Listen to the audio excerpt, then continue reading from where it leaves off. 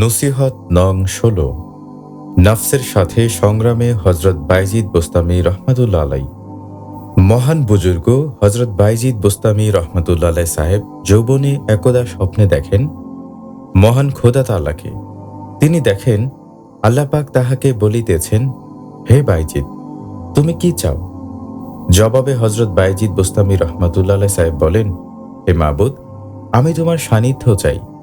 তোমার নিকট উপনীত হওয়ার রাস্তা আমাকে বাতাইয়া দাও। আল্লাহ পাক বলিলেন, হে বাইজিদ, আমিত্ব পরিহার করো, অর্থাৎ নাফসের দাসত্ব মুক্ত হও, তাহা হইলে আমার নিকট আসিতে পারিবে। আবার তদীয় কঠোর সাধনাকালীন সময়ে একদা আল্লাহ পাককে দেখিয়া তাহার সমীপে তিনি আরজ করেন, হে ইলাহি, কোন পথে আমি তোমার নিকট আসিব? ইলহাম হইল, হে বাইজিদ, প্রথমে নিজ নফসকে ৩ তালাক দাও, অতঃপর আমার নাম লও। জীবনের মাঝামাঝি পর্যায়ে পুনরায় তিনি আল্লাহকে দেখিয়া তাহার সান্নিধ্যে পৌঁছানোর রাস্তা সম্পর্কে প্রশ্ন করিলে খোদা তাআলা তাহাকে জানান, হে বাইজিদ, তোমার নিকট ভাঙ্গা বদনা ও ছেঁড়া কম্বল আছে। যতক্ষণ তাহা তুমি ফেলিয়া না দিবে, ততক্ষণ আমার দরবার পর্যন্ত পৌঁছাইতে পারিবে না। তিনি বলেন, আমি বদনা ও ছেঁড়া কম্বল পরিত্যাগ করিলাম। সঙ্গে সঙ্গে ইলহাম হইল, হে বাইজিদ, তুমি মারিফাতের সেই সকল ভণ্ড ও মিথ্যা দাবিদারদের বলিয়া দাও যে বাইজিদের ৪০ বছরের সাধনা ও রিয়াজত থাকা সত্ত্বেও ভাঙ্গা বদনা ও ছেঁড়া কম্বল সঙ্গে থাকিবার কারণে যেই পর্যন্ত সে বদনা ও কম্বল ত্যাগ করে নাই, সেই পর্যন্ত খোদা তাআলার পবিত্র দরবারে উপনীত হইতে পারে নাই। তোমরা সাংসারিক সম্পর্কের পুটলি বাঁধিয়া নিজের কাছে রাখিয়াছ, আর আমার তরিকতের পন্থাকে নিজের নাফসের আকাঙ্ক্ষা পূরণের জন্য ফাঁদ ও চারা স্বরূপ করিয়া লইয়াছ। বলতো, তোমরা কেমন করিয়া সেই দরবারে প্রবেশের আশা করিতে পারো? কখনোই নয়। কোন অবস্থাতেই তোমরা সেই মহান দরবারে প্রবেশ করিতে পারিবে না। আল্লাহ তাআলার সাথে হজরত বাইজিদ বোস্তামি রহমতুল্লাহ আলাই সাহেবের উপরে উদ্ধৃত কথোপকথন থেকে ইহাই বোঝা যায় যে খোদা তাআলার নৈকট্য অর্জনের জন্য প্রয়োজন দুনিয়ার সম্পর্কচ্যুত হওয়া, দুনিয়াকে দিল থেকে পরিপূর্ণ ঝাড়িয়া ফেলা এবং নাফসের দাসত্ব মুক্ত হওয়া, কামনা বাসনাকে পরিত্যাগ করা। আর তাই দুনিয়ার সম্পর্ক ছিন্ন পূর্বক হজরত বাইজিদ বোস্তামি রহমাতুল্লাহ আলাই সাহেব নাফসের শৃঙ্খল মুক্ত হওয়ার জন্য নজিরবিহীন কঠোর রিয়াজত শুরু করিলেন। বছরের পর বছর তিনি সাপাত সংকুল গভীর অরণ্যে, কখনো নির্জন বিপদ সংকুল পাহাড় পর্বতে মুরাকাবায় থাকিয়া খোদা তাআলার সন্ধান করিলেন। কিন্তু সাধনা যত কঠিনই হোক, ত্যাগের মাত্রা যত অধিকই হোক না কেন, খোদা তত্ত্বজ্ঞ ওলিয়ে কামেলের সান্নিধ্যে খিদমত ব্যতীত আল্লাহ তাআলাকে পাওয়া যায় না। হজরত বাইজিদ বোস্তামি রহমাতুল্লাহ আলাই সাহেব কল্পনাতীত কঠোর তপস্যায় অতিবাহিত করিয়াছেন জীবনের ৩০টি বছর, কিন্তু সফলকাম হইতে পারেন নাই। সিদ্ধি অর্জন সম্ভব হয় নাই। অতঃপর তিনি হজরত ইমাম জাফর সাদেক রহমাতুল্লাহ আলাই সাহেবের খিদমত করিয়া মহামূল্য মারিফাত রত্ন প্রাপ্ত হন, খোদা তাআলার সান্নিধ্য পর্যন্ত পৌঁছান। তাই হয়তো মরমী আধ্যাত্মবাদী কবি হজরত মাওলানা রুমি রহমাতুল্লাহ আলাই সাহেব বলিয়াছেন, হিসনা কোষাদ মারে রাজো জাল্লে পীর, দামনে আ নাফসরে কোশরা সপ্তগীর। অর্থাৎ, তুমি যদি নাফসরূপী কাল সাপের ছোবল হইতে বাঁচিতে চাও, তবে নাফস হন্তা মুর্শেদে কামেলকে শক্ত করিয়া ধরো। হজরত বাইজিদ বোস্তামি রহমাতুল্লাহ আলাই সাহেব ইলমে শরিয়ত ও মারেফাতের সম্রাট হজরত ইমাম জাফর সাদেক রহমাতুল্লাহ আলাই সাহেবের খিদমতে থাকিয়া নাফসকে পর্যদুস্ত করিতে এবং দুনিয়ার আকর্ষণ পরিপূর্ণ মুক্ত হইতে সক্ষম হন। ফলে অনাবিল নূরের প্রবাহ তাহার উপর আসিতে থাকে। হজরত বাইজিদ বোস্তামি রহমাতুল্লাহ আলাই সাহেবের উদ্দেশ্য ছিল কেবলমাত্র খোদা তাআলার সান্নিধ্য অর্জন। পীরের সান্নিধ্যে আসিতে হয় খোদা তাআলাকে পাওয়ার জন্য, খোদা প্রাপ্তি তত্ত্বজ্ঞান হাসিলের জন্য। সালেক যখন খোদা তাআলার দিকে অগ্রসর হয়, খোদা তাআলাও পরীক্ষা ছলে সালেককে বহু নিয়ামত দান করেন, যেমন বাক্যে সিদ্ধি দান অথবা কারামাত অথবা অলৌকিক কার্যকলাপ প্রদর্শনের ক্ষমতা দান ইত্যাদি, এবং অদৃশ্য হইতে নীরবে লক্ষ্য করেন যে বান্দা উক্ত সব নিয়ামতেই মগ্ন থাকেন, নাকি নেয়ামতের দিকে ভ্রুক্ষেপ না করিয়া কেবল তাহার প্রতি নিবিষ্ট থাকে? যদি বান্দা যাবতীয় মর্যাদা ও নিয়ামতকে দূরে ঠেলিয়া কেবল খোদা তালার জন্যই আবেগাকুল থাকে, তবে সেই বান্দাকে আল্লাহ তালা নিজ সান্নিধ্য দান করেন।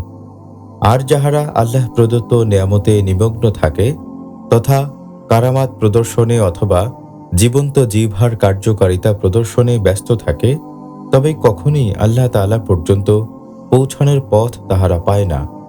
হযরত বায়জিদ বোস্তামী রহমতুল্লাহ আলাইহি সাহেবের লক্ষ্য ও উদ্দেশ্য ছিল শুধুমাত্র আল্লাহ তাআলা। যদিও জীবনের বেশ কিছু ঘটনা থেকে ইহার প্রমাণ মিলে। একদা একদিন তিনি দজলা নদীর তীরে ভ্রমণ উদ্দেশ্যে যান। হঠাৎ করিয়া নদীর পানি তরাঙ্গায়িত হইয়া তাহাকে ইস্তেকবালের জন্য অগ্রসর হইল। তিনি বলিলেন, আমি তোমার এই তরঙ্গ ও উত্তেজনা দেখিয়া গর্বিত নই, কেননা সামান্য মুদ্রার বিনিময়ে আমি তোমাকে পার হইয়া যাইতে পারি। আমার ৩০টি বছরের সাধনা, রেয়াজত, ত্যাগ, তিতিক্ষা ও পরিশ্রমকে এই সামান্য তরঙ্গ ও উত্তেজনার খাতিরে বিনষ্ট করিতে চাই না। আমি করিমকে অর্থাৎ খোদাকে চাই, কারামতে আমার দরকার নাই। তাহার সমসাময়িক কালের একজন বিশিষ্ট ওলি হজরত খায়রাবিয়া রহমাতুল্লাহ আলাইহি বলেন, আমি এক রাত্রে আল্লাহ তাআলাকে স্বপ্নে দেখিলাম। স্বপ্নে খোদা তাআলা আমাকে বলিলেন, হে খায়রাবিয়া, দুনিয়ার সবাই আমার নিকট বিভিন্ন প্রকারের বস্তু প্রার্থনা করিয়া থাকে, কিন্তু বাইজিদ আমার নিকট শুধু আমাকেই চায়। আরেকটি ঘটনা, হজরত ইয়াহিয়া মাআজ রহমাতুল্লাহ আলাইহি সাহেব নামক একজন খ্যাতনামা ওলি বাইজিদ রহমাতুল্লাহ আলাইহির সমকালীন সময়ে ছিলেন, যিনি একদিন মহাত্মার সাথে সাক্ষাৎ করিবার উদ্দেশ্যে বোস্তামে আসিয়া শোনেন হজরত বাইজিদ বোস্তামী রহমাতুল্লাহ আলাইহি সাহেব কোনো কবরস্থানে মুরাকাবায় নিমগ্ন আছেন। তিনি কবরস্থানে যাইয়া দেখেন যে 2 পায়ের বৃদ্ধাঙ্গুলির উপর ভর করিয়া মহাত্মা দণ্ডায়মান রহিয়াছে। ইহাও শুনিতে পান যে সন্ধ্যা হইতে তিনি ঐরূপ দাঁড়াইয়া ইবাদত করিতেছেন। সাধনার এমন নজিরবিহীন দৃশ্য দেখিয়া তিনি বিস্মিত হন এবং সাক্ষাৎ লাভের আশায় সেখানে দাঁড়াইয়া থাকেন। প্রভাতের আলো প্রকাশ হওয়ার পূর্বক্ষণ পর্যন্ত হজরত বাইজিদ বোস্তামী রহমতুল্লাহ আলাইহি সাহেব দণ্ডায়মান অবস্থাতেই ধ্যানমগ্ন রহিলেন। দিবালোকের আলো প্রকাশ পাইলে তিনি ধ্যান ভঙ্গ করিয়া শুধু বলিলেন, হে খোদা, আমি তোমার নিকট মর্যাদা প্রার্থনা করা হইতে আশ্রয় চাহিতেছি। বিশ্বাবিষ্ট হজরত ইয়াহিয়া মাআজ রহমাতুল্লাহ আলাইহি সাহেব নিকটবর্তী হইয়া সালাম প্রদান পূর্বক তাহাকে বলিলেন, হুজুর, এইরূপ উক্তির তাৎপর্য আমাকে ব্যাখ্যা করুন। উত্তরে হজরত বাইজিদ বোস্তামী রহমাতুল্লাহ আলাইহি সাহেব বলিলেন, অদ্য রাত্রির এই রিয়াজতে খোদা তাআলা আমাকে 20টি মর্যাদার প্রতিশ্রুতি দিলেন, কিন্তু আমি বলিলাম, হে মাবুদ, ইহার কোনোটি আমার দরকার নাই, কেননা সমুদয় মর্যাদাই তোমা হইতে পর্দা স্বরূপ। আমি শুধু তোমাকেই চাই। অতঃপর হজরত বাইজিদ বোস্তামী রহমাতুল্লাহ আলাইহি সাহেব আগন্তুক হজরত ইয়াহিয়া মাআজ রহমাতুল্লাহ আলাইকে উপদেশ দান উদ্দেশ্যে বলিলেন, হে ইয়াহিয়া মাআজ রহমাতুল্লাহ আলাইহি, মুরাকাবা মুশাহাদার সময় তোমাকে যদি হজরত আদম আলাইহিস সালামের ন্যায় খাঁটিত্ব, হজরত জিবরাইল আলাইহিস সালামের ন্যায় পবিত্রতা, হজরত ইব্রাহিম আলাইহিস সালামের ন্যায় বন্ধুত্ব, হজরত মুসা আলাইহিস সালামের ন্যায় আগ্রহ এবং হজরত মুহাম্মদ মুস্তাফা সাল্লাল্লাহু আলাইহি সাল্লামের ন্যায় মহাব্বত দান করা হয়, তবু তুমি কখনোই উহা গ্রহণে সম্মত হইও না। একমাত্র আল্লাহ তাআলা ভিন্ন অন্য কোনো দিকে মনোনিবেশ করিও না। হজরত বাইজিদ রহমাতুল্লাহ আলাইহি ছিলেন খোদা তাআলার প্রেম সাগরের সুদক্ষ ডুবুরি। হজরত বাইজিদ রহমাতুল্লাহ আলাইহি ছিলেন খোদা তাআলার প্রেম সমুদ্রের সুদক্ষ ডুবুরি। গভীর তলদেশ পর্যন্ত বিচরণ করিতে সক্ষম ছিলেন তিনি। এই প্রেম আল্লাহ তাআলার শ্রেষ্ঠতম আমানত, যাহা তিনি বিশেষ বিশেষ বান্দার দিলে গচ্ছিত রাখেন। এই প্রেমের তেজ বড় বেশি, সকলে তাহা সহ্য করিতে পারে না। প্রেমের 2-1 ঢোক শরাব পানে অনেকে এমনই মাতাল হন যে আর সম্মুখ পানে অগ্রসর হইতে পারেন না। হজরত বাইজিদ বোস্তামী রহমাতুল্লাহ আলাইহি সাহেব যদিও সাধনার প্রাথমিক পর্যায়ে 2-1 বার ভাবন্মাদ হইয়াছিলেন, পরবর্তীতে আল্লাহ তাআলা তাহাকে প্রেমের উত্তাপ সহ্য করিবার প্রবল ক্ষমতা দান করিয়াছিলেন, যাহা নিম্নের ঘটনা থেকেই স্পষ্ট বোঝা যায়। একদিন হজরত ইয়াহিয়া মাআজ রহমাতুল্লাহ আলাইহি সাহেব বাইজিদ রহমাতুল্লাহ আলাইকে এক পত্র লিখিলেন। এমন ব্যক্তি সম্পর্কে আপনি কি বলেন, যে লোক অনাদিকালে মহাব্বতে ইলাহি রূপ শরাবের একটি মাত্র পেয়ালা পান করিয়া এমন মাতাল হইয়া পড়িয়াছে যে অনন্তকাল পর্যন্ত মাতালই থাকিবে। উত্তরে হজরত বাইজিদ বোস্তামি রহমতুল্লাহ আলাই লিখিলেন, এখানে এমন একজন লোক রহিয়াছেন, যিনি একদিন ও এক রাত্রির মধ্যেই অনাদি অনন্ত প্রেম সমুদ্র পান করিয়া থাকেন। ইহার পরেও আরও অধিক আছে কি, এই প্রশ্ন বারবার করিতে থাকেন। বোস্তাম নিবাসী সেই সাধকে ছিলেন হজরত বাইজিদ বোস্তামি রহমতুল্লাহ আলাই সাহেব। ধৈর্য ও সহনশীলতায় অতুলনীয়। অলি আল্লাহদের উপর আল্লাহ তালার তরফ থেকে পরীক্ষাস্বরূপ একের পর এক বিপদ আপদ আসিতে থাকে, আর অলি আল্লাহ সকল তাহা খোদা তালার নেয়ামত মনে করিয়া ধৈর্য ধারণ করিতে থাকেন। ধৈর্যের বিরাট পুরস্কারও আল্লাহ তাআলা তাহাদের দান করেন। হজরত বাইজিদ বোস্তামি রহমতুল্লাহ আলাই সাহেবের উপর আসিয়াছে অসংখ্য বিপদ আপদ, বালা মুসিবত। তিনি বিচলিত হন নাই, শুধু মাঝে মাঝে খোদা তাআলাকে বলিতেন, হে খোদা তাআলা, রুটি তো আপনি পাঠাইয়াছেন, ব্যঞ্জন অর্থাৎ তরকারিও ইহার সঙ্গে প্রেরণ করুন, যাহাতে আমি উহা উত্তম রূপে আহার করিতে পারি। অর্থাৎ ধৈর্য ও সহনশীলতা দান করুন, যেন এই মুসিবত উত্তম রূপে বরদাস্ত করিতে পারি। মানবতার জীবন্ত প্রতীক। হজরত বাইজিদ বোস্তামি রহমতুল্লাহ আলাই সাহেব ছিলেন বিশ্ব মানবতার জীবন্ত প্রতীক। সৃষ্টি হিসেবে সকলকেই তিনি ভালোবাসিতেন। তাহার করুণার ধারা সকলের প্রতি ছিল প্রবাহিত। তিনি বলেন, আমি যখন খোদা তাআলার সান্নিধ্যের স্তর পর্যন্ত পৌঁছাইলাম, তখন তিনি আমাকে বলিলেন, হে বাইজিদ, প্রার্থনা করো। আমি নিবেদন করিলাম, পরওয়ারদিগার, সমস্ত মাখলুকের প্রতি রহম করুন। হজরত বাইজিদ বোস্তামি রহমতুল্লাহ আলাই সাহেবের জীবনে কারামাত বা অলৌকিক কর্মকাণ্ড। আল্লাহ পাক যাদেরকে মানবকুলের পথ প্রদর্শক বা হাদি হিসেবে নিয়োজিত করেন, তাহাদেরকে অলৌকিক কার্যকলাপ প্রদর্শনেরও ক্ষমতা দান করেন। প্রত্যেক নবী রাসূলকেই কম বেশি অলৌকিক কর্মকাণ্ড প্রদর্শনের ক্ষমতা দান করিয়াছেন। নবী রাসূল সাল্লাল্লাহু আলাইহি ওয়াসাল্লামগণকে প্রদত্ত সেই অতি মানবীয় কার্যকলাপকে বলা হয় মুজিজা। নবী রাসূলগণের অনুরূপ ওলিয়ে কামেলগণকেও আল্লাহ পাক অলৌকিক কর্মকাণ্ড প্রদর্শনের ক্ষমতা দান করেন। অলি আল্লাহদের এই কর্মকাণ্ডকে বলা হয় কারামত। অলি আল্লাহগণের মধ্যে গাউস পাক হজরত আব্দুল কাদের জিলানী রহমতুল্লাহ আলাই সাহেব কর্তৃক সর্বাধিক সংখ্যক কারামাত প্রকাশ পাইয়াছে। হজরত বাইজিদ বোস্তামি রহমতুল্লাহ আলাই সাহেবের জীবনেও কারামতে পরিপূর্ণ। ভূমিষ্ঠ হওয়ার পূর্বে মাতৃগর্ভ হইতেই তাহার কারামাত প্রকাশ পাইতে থাকে। মাতৃগর্ভে থাকাবস্থায় তদীয় মাতা যদি কখনো কোনো সন্দিগ্ধ খাবার মুখে দিতেন, তৎক্ষণাৎ বাইজিদ রহমতুল্লাহ আলাই মায়ের পেটে নড়াচড়া শুরু করিতেন। যতক্ষণ না তাহার মাতা খাবার ফেলিয়ে দিতেন, ততক্ষণ তাহার আন্দোলনও থামিত না। তিনি মাতার জাত অলি ছিলেন। পরিণত বয়সের একটি উক্তি থেকে ইহার প্রমাণ মিলে। একদিন লোকে তাহাকে প্রশ্ন করিয়াছিল, তরিকতের মধ্যে কোন বস্তু উত্তম? তিনি উত্তর করিয়াছিলেন, তরিকতের মধ্যে উচ্চ শিখরে উন্নীত হওয়ার সর্বোত্তম বস্তু হইল মাতৃগর্ভে থাকাকালীন সম্পদ। কথিত আছে, একবার তিনি কতিপয় মুরিদান সহ হজের উদ্দেশ্যে রওনা দিয়াছেন। তাহার এবং হজ যাত্রী মুরিদান সকলের মালপত্র বোঝা বাঁধিয়া একটি উটের পিঠে তুলিয়া দেওয়া হইয়াছে। ইহা দৃষ্টে একজন পথিক বলিয়া উঠিল, একটি মাত্র উটের উপরে এত বড় বোঝা, ইহা তো জুলুম বটে। কথাটি হজরত বাইজিদ বোস্তামি রহমতুল্লাহ সাহেবের কর্ণে আসিল। তিনি লোকটিকে উদ্দেশ্য করিয়া বলিলেন, বাবা, তুমি ভালোভাবে লক্ষ্য করিয়া দেখো, বোঝাটি কি উটেরই পৃষ্ঠে নাকি অন্য কোথাও? লোকটি ভালোভাবে লক্ষ্য করিয়া দেখিল যে বোঝাটি উটের পৃষ্ঠ হইতে কিছুটা উপরে শূন্যাবস্থায় রহিয়াছে। তিনি বিস্ময়ে বলিয়া উঠিলেন, সুবহানাল্লাহ, ইহা তো আশ্চর্যজনক ব্যাপার। আরেকবারের একটি ঘটনা। হজরত বাইজিদ বোস্তামি রহমতুল্লাহ সাহেব তখন অধিক সময় জজবা হালাতে থাকিতেন, নূরময় জগতে বিচরণ করিতেন। তিনি বলেন, আমি মোহাব্বত ও তৌহিদের প্রবল প্রভাবে একবার এমনই মুক্ত হইয়া পড়িয়াছিলাম যে খোদা তাআলার সাথে আমার এক চুল পরিমাণ ব্যবধান নির্ণয় করিতে পারিলাম না। নিজস্ব বোধ হারাইয়া জঙ্গলের দিকে বাহির হইয়া পড়িলাম। হঠাৎ দেখিলাম এক বৃদ্ধা একটি বোচকা সহ একটু দূরে দণ্ডায়মান। আমাকে দেখিয়াই হাতের ইশারা দ্বারা নিকটে আহ্বান করিয়াই বলিল, বাবা, আমার ময়দার বোচকাটি বহন করিয়া লইয়া চলো। কিন্তু আমার অবস্থা তখন স্বাভাবিক ছিল না। নিজেকেই সামলাইয়া চলাই তখন দুষ্কর, তদুপরি বোঝা বহন মোটেই সম্ভব ছিল না। আমি অদূরেই একটি বাঘ দেখিতে পাইয়া ইশারা দিলাম। বাঘটি নিকটে আসিলে বৃদ্ধার ময়দার বোচকা তাহার পৃষ্ঠে রাখিয়া বৃদ্ধাকে বলিলাম, যান, বাঘটি আপনার বোঝা গৃহ পর্যন্ত পৌঁছাইয়া দিবে।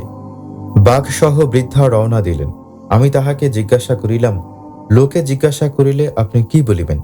বৃদ্ধা বলিলেন, আমি বলিব, এক অহংকারী ও রিয়াকারী জালেম এই কাজ করিয়াছে। আমি বৃদ্ধাকে বলিলাম, আপনি ইহা কি বলিতেছেন? তিনি বলিলেন, ঠিকই বলিতেছি। আপনি বলুন, এই বাঘটিকে শরীয়তের বিধানের আওতাভুক্ত? আমি বলিলাম, না।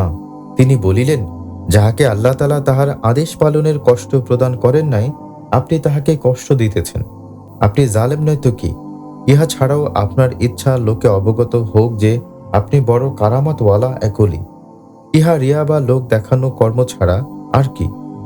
আমি বলিলাম, আপনি সত্যিই বলিতেছেন। বৃদ্ধার উক্ত কথাগুলি আমার বিরাট সংশোধন করিল।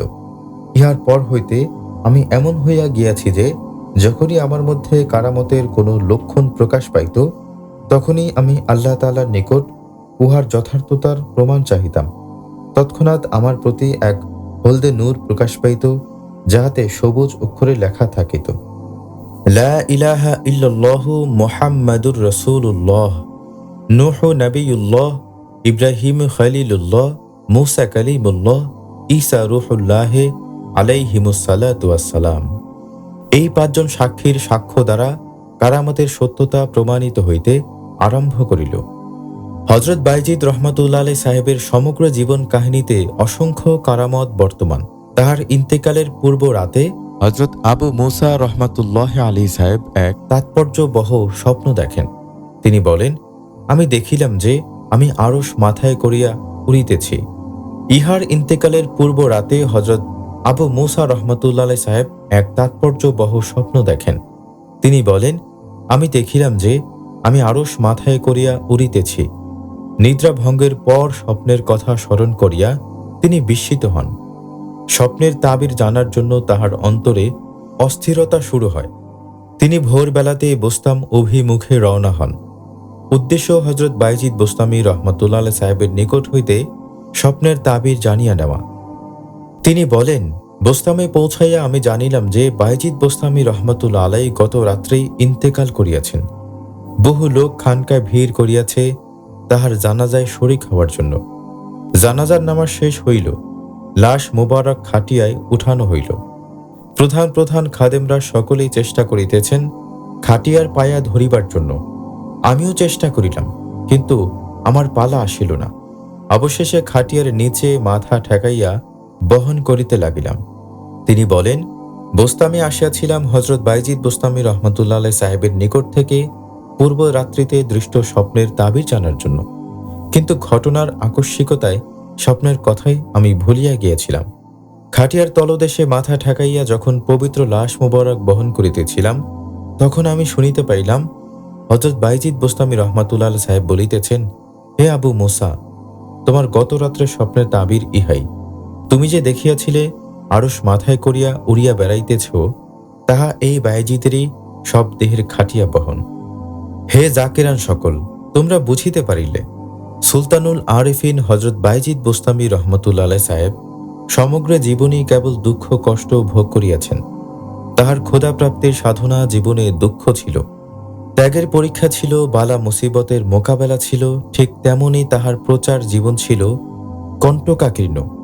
ক্ষুধাপ্রাপ্তি তত্ত্বজ্ঞান প্রচার জীবনে তাহাকে বহু নির্যাতন, লাঞ্ছনা বা গঞ্জনা সহ্য করিতে হইয়াছে। দেশ থেকেও নির্বাসিত হইতে হইয়াছে অনেকবার। অলি আল্লাহগণের জীবন সুখময় থাকে না। নবী রাসূলগণের জীবনও আরাম আয়েশের ছিল না। জন্ম হইতে ওয়াফাত পর্যন্ত তাহারা দুঃখ কষ্টের মধ্যে দিয়াই অতিবাহিত করিয়াছেন এবং খোদা কর্তৃক অর্পিত দায়িত্ব পালন করিয়াছেন। হযরত বাইজিদ বোস্তামী রহমাতুল্লাহ আলাইহি সাহেবের সাধনা ও প্রচার জীবনের সাথে আমার জীবনের কিছু মিল বা সাদৃশ্য। হযরত বাইজিদ বোস্তামী রহমাতুল্লাহ সাহেবের জীবনের সাথে যথেষ্ট সাদৃশ্য আছে আমার খোদা প্রাপ্তির সাধনা ও প্রচার জীবনের। গত 2টি নসিহতে আমার জীবনের কিছু দুঃখ কষ্টের কথা তোমাদেরকে বলিয়াছি। নিশ্চয়ই তোমরা সেখানে লক্ষ্য করিয়াছ খোদা তাআলা সান্নিধ্য অর্জনে রেজামুদ্দি হাসিলে আমাকে কত দিবানিশি অনাহারে অতিবাহিত করিতে হইয়াছে। ক্ষুধা পেটে খেদমত করিতে হইয়াছে প্রচুর। পীর কেবলাজান হুজুর আমাকে খাইতে দিতেন না বটে, কিন্তু কাজের হুকুম দিতেন সকলের চেয়ে বেশি। আমার পেটে ভাত ছিল না, শরীরে শক্তি ছিল না, এমনই অবস্থা যে 10 কদম হাঁটিবার শক্তি পাইতাম না, কিন্তু কাজ না করিয়া উপায় ছিল না। ক্ষুধা পেটে দুর্বল শরীরে আমাকে মাটি কাটিতে হইত। 6 মাইল দূরবর্তী খোকনি থেকে ঝাঁকা বোঝাই বাসন আনিতে হইত। উরস শরীফের পূর্বে 30টি গরুর গাড়িতে করিয়া যমুনা ঘাট হইতে চাউল ডাউল বা ধান আনিতে হইত। আমি অবস্থা সম্পন্ন পরিবারের সন্তান ছিলাম। বোঝা বহন করা বা মাটি কাটা আমার অভ্যাস ছিল না। আমাকে হুকুম দিলেন, বাবা মাটি কাটো। আমি মাঠে গেলাম। প্রথমবারে মাত্র 1 টুকরি মাটি মাথায় লইতে পারিয়াছিলাম। সঙ্গে সঙ্গে মাথা যেন আগুন হইয়া উঠিল। সেই দিন আর পারি নাই। অবশ্য পরবর্তীতে মাটি কাটা অভ্যাসে পরিণত হইল। তৎপর প্রতিদিনই বেলা 11টা পর্যন্ত সকলের সাথে মাটি কাটিতাম। অন্যান্য জাকের ভাইদের তেমন কষ্ট হইত না, কারণ তাহাদেরকে কেবলাজান হুজুর পেট পুরিয়াই খাবার দিতেন। তাহাদের গায়ে শক্তি ছিল। ক্ষুধা পেটে খেদমত করিতে আমার যতই কষ্ট হোক না কেন, আমি মনে মনে স্থির করিয়াছিলাম এই জীবন থাকার যাক, পীরের নির্দেশ পালন করিবই। দৃঢ় মনোবলের কারণে কাজে আমার সফলতাও আসিত। খুকনি থেকে বাসন আনিতে হইত। জায়গাটি ছিল দরবার থেকে 6 মাইল দূরে।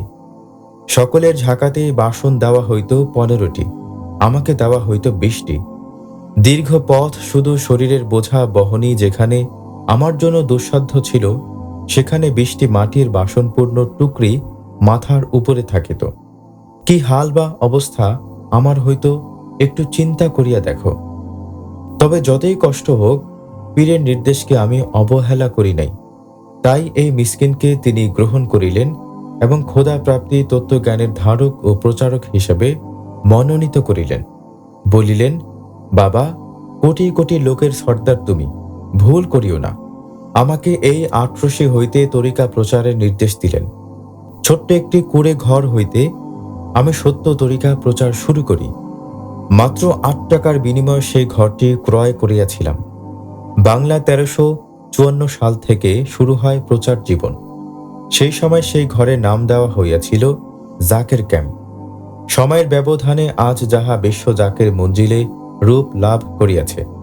তরিকা প্রচারের শুরুতে সপ্তাহে 1 দিন জলসা করিতাম। যাহারা জলসায় যোগদান করিতেন তাহাদেরকে তালিম দিতাম, খোদা প্রাপ্তির সবক দিতাম। কিন্তু আমার সেই প্রচার কার্য নির্বিঘ্ন ছিল না। ছিল বাধা, ছিল বিরোধিতা, ছিল অপপ্রচার। স্থূল দৃষ্টি সম্পন্ন দুনিয়া পরস্ত আলেম সমাজ ও পীরেরা যুক্ত ফ্রন্ট তৈরি করিল, সভা সমিতি করিল, সিম্পোজিয়াম করিল। তাহারা আমাকে কাফের ফতোয়া দিল। যেমন হযরত গাউসবাক রহমাতুল্লাহ আলাইকে তৎকালীন দুনিয়া পূজারী আলেমরা কাফের ফতোয়া দিয়াছিল। কাফের ফতোয়া সম্বলিত লিফলেট ও বিজ্ঞাপন তাহারা হাতে হাতে বিতরণ করিল। তথাপিও সত্য প্রচার থেকে আমাকে বিরত রাখিতে পারে নাই। আমি নিজ কার্যে ছিলাম অবিচল স্থির। আমার পীর কেবলাজান আমাকে বলিয়াছিলেন, বাবা, তোর কোনো চিন্তা নাই, তোর সমস্ত কাজ আমার হাতে রাখলাম। সেই মহা ওলির তাইদ ও মদদে মহান খোদা তাআলার ইচ্ছায় আসমুদ্র হিমাচল আজ সত্য তরিকা প্রচার হইতেছে। যে মহা ওলি হযরত খাজা বাবা এনায়েতপুরী কুদ্দেসা সিরুল আদিস সাহেবের তাইদ মদদে এমন অসাধারণ কাজ সম্ভব হইল, সেই মহা সাধকের নিসবতে তোমরা যদি খোদা তাআলা পর্যন্ত পৌঁছাইতে চাও, তবে আমি যেমন পীরের নির্দেশ যথাযথ পালন করার চেষ্টা করিয়াছি, ভালো মন্দ কখনো চিন্তা করি নাই, তোমরাও তেমনি তোমাদেরকে দেওয়া নির্দেশাদি ঠিক মতো পালন করো। পীরের মহাব্বত অর্জনের চেষ্টা করো। পীরকে ভালোবাসো, তাহা হইলে আল্লাহ রাসূলের মহাব্বত তোমাদের দিলে পয়দা হইবে। আল্লাহ ও রাসূলের খাস হব্ব এশক মহাব্বতের ফয়েজ তোমরা পাইতে থাকিবে। পীরের সন্তুষ্টি অর্জনই হইল মূল কথা। পীরের সন্তুষ্টির পশ্চাতে আল্লাহ ও রাসূলের সন্তুষ্টির অবস্থান। ধন সম্পদ, আত্মীয় স্বজন, পুত্র পরিজন, এমনকি স্বীয় প্রাণাপেক্ষা যদি আপন পীরকে ভালোবাসিতে পারো, তাহা হইলে আল্লাহর মারিফাত অর্জন করা বা পরিচয় জ্ঞান লাভ করা তোমাদের জন্য খুবই সহজ হইবে। হযরত মাওলানা রুমি রহমতুল্লাহ সাহেব বলেন, চু তো জাতে পীরেরা কর্দি কবুল, হাম খোদা আদার জাতাস আমাদ হাম রসুল। অর্থাৎ যেইমাত্র তুমি তোমার পীরের জাতকে কবুল করিলে, তখনই আল্লাহ তোমাকে বান্দা হিসাবে, রাসূল তোমাকে উম্মত হিসাবে স্বীকৃতি দিলেন। আল্লাহ ও রাসূলের স্বীকৃতি তখনই তুমি লাভ করিলে, যখন পীরের তরফ হইতে স্বীকৃতি পাইলে। টিকা, জজবা, আত্মিক আকর্ষণ, যাহা শুধুমাত্র আধ্যাত্মিক পথের পথিকগণই অনুভব করিতে পারেন। খুব সাহসের সাথে নিজের কর্তব্য পালন করিতে থাকো। অন্য কোনো বস্তুর প্রতি লক্ষ্য করিও না, কেননা অন্যদিকে মন দিলে পর্দার অন্তরালে পড়িয়া থাকিবে। হযরত বাইজিদ বোস্তামী রহমাতুল্লাহ সাহেবের মাকসুদ শুধু খোদা তাআলাই ছিলেন, অন্য কোনো দিকে তাহার কোনো খেয়াল ছিল না, যাহার প্রমাণ উপরে উল্লিখিত ঘটনাসমূহ থেকে পাওয়া যায়। আর সেই কারণেই মহান আল্লাহ তাআলা তাহাকে এমন মর্যাদা ও সান্নিধ্য দান করিয়াছেন, যাহা তাহার সমকালীন সময়ে অন্য কাহাকেও দান করেন নাই। হযরত বাইজিদ বোস্তামী রহমাতুল্লাহ সাহেবের খোদা দর্শন। হযরত বাইজিদ বোস্তামী রহমাতুল্লাহ আলাইহির খোদা দর্শন অন্য সকলের খোদা দর্শন থেকে পৃথক ছিল। মূলত সাধকবর্গ আপন আপন যোগ্যতা অনুযায়ী খোদা তাআলার সান্নিধ্য পান, দর্শন লাভ করেন। সমসাময়িক সময়ে তিনি ছিলেন যোগ্যতার শীর্ষে, আর তাই খোদা তাআলা তাহাকে যেমন মারেফাতে ভরপুর করিয়া দেন, তেমনি দৃষ্টান্ত শূন্য তাজাল্লা প্রদান করেন। কথিত আছে, আবু তোরাব বখশী রহমতুল্লাহ আলাইহি সাহেবের এক মুরিদ সর্বদাই জজবা হালাতে থাকিত। ওয়াজাত ও হালের প্রভাব তাহার উপর বেশি ছিল। পীর সাহেব একদিন মুরিদকে বলিলেন, বাবা, তুমি যদি কিছুদিন হযরত বাইজিদ বোস্তামী রহমতুল্লাহ আলাইহি সাহেবের খিদমতে থাকো, তবে তোমার উক্ত ওয়াজাত এর প্রভাব কাটিয়া যাইবে। মুরিদ তো সর্বদাই জজবা হালাতে থাকিত। পীরের উপদেশ শুনিয়া উপদেশ প্রতিপালনে তৎপর না হইয়া সে বরং বলিল, হুজুর, যে ব্যক্তি প্রতিদিন বাইজিদের খোদাকে শতবার দর্শন করে, বাইজিদের সান্নিধ্যে তাহার কি লাভ হইবে? পীর সাহেব বলিলেন, তুমি তোমার অবস্থা ও যোগ্যতা অনুযায়ী খোদা তাআলাকে দেখো। যদি হযরত বাইজিদ রহমতুল্লাহ আলাইহি সাহেবের তাওয়াজ্জুহ ইত্তেহাদির বলে তুমি খোদা তাআলার দর্শন লাভ করো, তবে সে দর্শন হইবে আলাদা ধরনের। মনে রাখিও, দর্শনে দর্শনেও অতি বড় পার্থক্য বর্তমান। তুমি কি জানো না যে আল্লাহ তাআলা সমগ্র মানব জাতির জন্য যেখানে একবার তাজাল্লা প্রকাশ করিবেন, সেখানে হযরত আবু বকর সিদ্দিক রাদিয়াল্লাহু তাআলা আনহু সাহেবের জন্য স্বতন্ত্রভাবে একবার তাজাল্লা প্রকাশ করিবেন? এই উপদেশ মুরিদের মনে ক্রিয়া করিল। সে পীর সাহেবকে বলিল, চলুন আমরা দুইজনই যাই। অতঃপর পীর ও মুরিদ দুইজনই হযরত বাইজিদ বোস্তামী রহমাতুল্লাহ আলাইহি সাহেবের বোস্তাম স্থিত খানকাভিমুখে রওনা দিলেন। উদ্দিষ্ট স্থানে পৌঁছাইয়া দেখিলেন যে বাইজিদ রহমাতুল্লাহ আলাইহি সাহেব ঘরে নাই। তিনি নিকটস্থ কোথাও পানি আনিতে গিয়াছেন। কিছুক্ষণ অপেক্ষান্তে দেখিলেন এক হাতে এক কলস পানি ও অন্য হাতে একটি ছেঁড়া ও পুরাতন চাদর লইয়া তিনি খানকার দিকে আসিতেছেন। তাহার দৃষ্টি আবু তোরাবের মুরিদের প্রতি পড়িতেই সেই মুরিদ কাঁপিতে কাঁপিতে মাটিতে পড়িয়া গেল। কিছুক্ষণ বাদেই তাহার প্রাণবায়ু বাহির হইয়া গেল। অকস্মাৎ এই ঘটনায় হযরত আবু তোরাব রহমতুল্লাহ আলাইহি কিংকর্তব্য বিমূঢ়। তিনি ইহার কারণ জিজ্ঞাসা করিলে বাইজিদ রহমতুল্লাহ আলাইহি সাহেব বলিলেন, হে আবু তোরাব, তোমার এই মুরিদের অন্তরে একটি অতি সূক্ষ্ম প্রশ্ন দীর্ঘদিন যাবৎ উঁকি ঝুঁকি মারিতেছিল। কোনো সমাধান এই পর্যন্ত সে পায় নাই। বাইজিদের দর্শন লাভের সঙ্গে সঙ্গে তাহার সেই সমস্যার সমাধান হইয়া গেল। আর সেই তাৎক্ষণিক সমাধানের আঘাত সহ্য করিতে না পারিয়া যুবকটি অর্থাৎ তোমার সে মুরিদ নিজ প্রাণ মহান খোদা তাআলার হাতে সমর্পণ করিয়া দিল। মিশরের রমণীদেরও ঠিক এইরূপ ঘটনা ঘটিয়াছিল। তাহারা হযরত ইউসুফ আলাইহিস সালামের রূপের কিরণ সহ্য করিতে না পারিয়া একেবারে নিজেদের হাতেই কাটিয়া ফেলিল। কেননা ইতিপূর্বে তাহারা হযরত ইউসুফ আলাইহিস সালামের অনুপম সৌন্দর্য সম্পর্কে অজ্ঞ ছিল। হযরত বাইজিদ বোস্তামী রহমাতুল্লাহ আলাইহি সাহেব মোরাদ ছিলেন মুরিদ নহেন। খোদাপ্রাপ্তির রাস্তায় দুই শ্রেণীর লোক আছেন। একদল আছেন যাহারা নিজ হইতে খোদা তাআলাকে চান, ইহাদিগকে মুরিদ বলা হয়। আরেক দল আছেন যাহাদিগকে খোদা তাআলা চান, এই দলকে বলা হয় মুরাদ। মুরিদ বা মুরাদ উভয় দলকে খোদা প্রাপ্তির এই রাস্তায় অপরিসীম দুঃখ কষ্ট ভোগ করিতে হয়, দিতে হয় ত্যাগের পরীক্ষা। কিন্তু মুরাদ খোদা তাআলার যতখানি সান্নিধ্য অর্জন করিতে পারেন, মুরিদ কখনো তাহা পারেন না। হযরত বায়জিদ বোস্তামী রহমাতুল্লাহ আলাইহি সাহেব মুরাদ ছিলেন, মুরিদ নন। তিনি বলেন, আমি ৩০ বছর পর্যন্ত আল্লাহ তাআলাকে অন্বেষণ করিয়া আসিতেছি। সর্বশেষে দৃষ্টি করিয়া দেখিলাম আল্লাহ তাআলাই আমার অন্বেষণকারী, আর আমি তাহার কাঙ্ক্ষিত। তিনি বলেন, আমি হজে যাইতাম, কাবা ঘর তাওয়াফ করিতাম, কিন্তু পরবর্তীতে আল্লাহ পাক যখন নিজ সান্নিধ্য দান করিলেন, তখন দেখিলাম কাবা ঘরে আমার চতুর্দিকে তাওয়াফ করিতেছে।